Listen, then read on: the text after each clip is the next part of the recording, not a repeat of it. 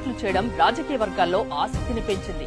అసలు ఏ ధైర్యంతో వైసీపీ ఈ విధంగా ప్రకటనలు చేస్తుందనేది కొత్త చర్చకు దారితీసింది.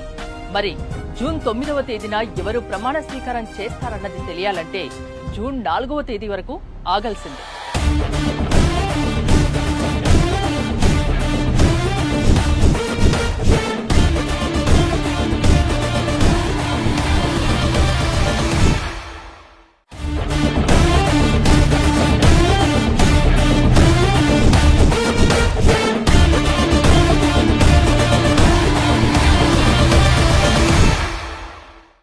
ఏపీలో పోలింగ్ మాత్రమే జరిగింది.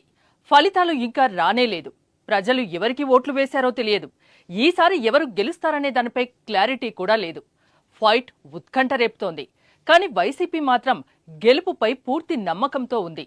నమ్మకంతో ఉండడమే కాదు, ప్రమాణ స్వీకారం చేసే డేట్